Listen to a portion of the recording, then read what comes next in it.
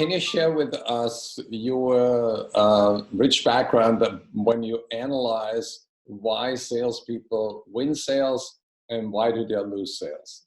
As we've looked at that over more than 12 years now, as we've gone and explored that both through conversations with sellers, sales leaders, conversations with buyers, and then some even more formal win-loss analysis.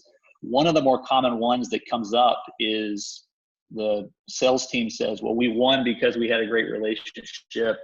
The buyers say, yeah, we had a good relationship, but ultimately it was much more of a conversation about the challenges and pains we were wrestling with. That ripples into other aspects of winning and losing, such as what's the value proposition and the price pushbacks that a buyer may have, and the seller's point of view that they may have lost on price. It has to do with competitive differentiation. It has a ripple effect a number of different ways, but that's where both the relationships established, but also a really solid exploration of what are the real challenges the buyer's facing and what are some ways to address and remedy that.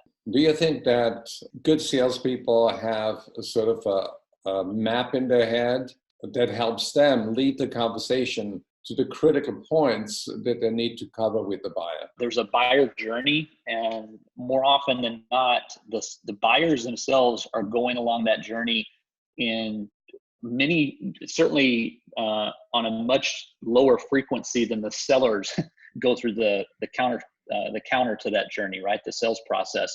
And so a good seller has not just a good understanding of the buyer's journey, but as you, I think, well articulated there, Gerhard, they've mapped that. They've got a visual map of what are the steps along that journey, and ultimately what's the end outcome that we're looking for in that. When salespeople have on their map the relationship as the primary goal, then what is the danger with that?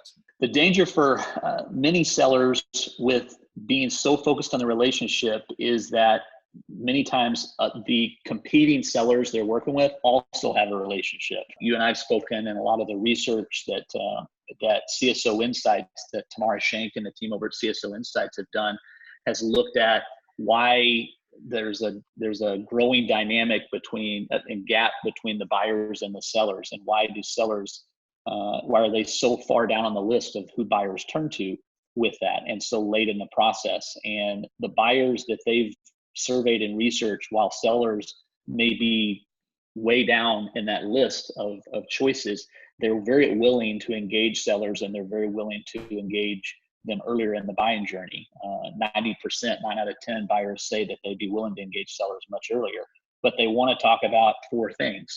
Number one is it's something that's a new insight for them as a buyer, something that is new, dynamic in their industry, in the marketplace, new around their use case, those kind of things. Number 2 is that it's risky for the organization. So it's something from the business point of view that's either a business risk or a financial risk associated with the organization itself. And number 3 is that it's risky for the buyer personally. It puts them in a precarious situation that makes them nervous about that. And then number 4 on our list is that it's something that is giving a competitive advantage as a part of that, something that changes the dynamic of that, and particularly when it's a complex scenario that's being explored around that. Those are the things buyers want to talk about, and that's where a smart seller is mapping that conversation to capitalize on those aspects of that in establishing a relationship. How do you help sellers become more focused on uncovering the true needs and delivering business value to the customer? The sellers that we have the fortune of working with, the key aspects that we're trying to get them to think about is, hey, how do you become more customer oriented, right? It's a cliche. And when you really boil it down, it's, do you have a service-minded attitude towards your buyer? Are you thinking about their interests and serving their purposes first and foremost? And if you are, that changes the dynamic of that. How does that manifest itself? It starts to look from a seller's point of view, is I walk into that with the buyer's point of view and their perspective first and foremost. I'm more concerned about how can we help them, period. And we helping them may not be selling them our solution. It may be introducing them to another provider or another another avenue to think about, right? The buyers that we talk with, when they see that in sellers, they see a different approach, and it just permeates from them. This is somebody who's got my best interest in mind. Jay, how can people learn more about your company and your services? Jump out to our website, which is mereo.co. They've really taken a keen interest over the last 4 or 5 years in doing a number of different insight blog posts and articles and all around that to try to be a part of the education and enabling of the sales teams and that we have the pleasure of working with. And we do that through other channels, including our LinkedIn and some of the other social media activities that we're doing as well. So take a look at that and explore that. And there's some great client stories and examples of where companies are having some success with that there.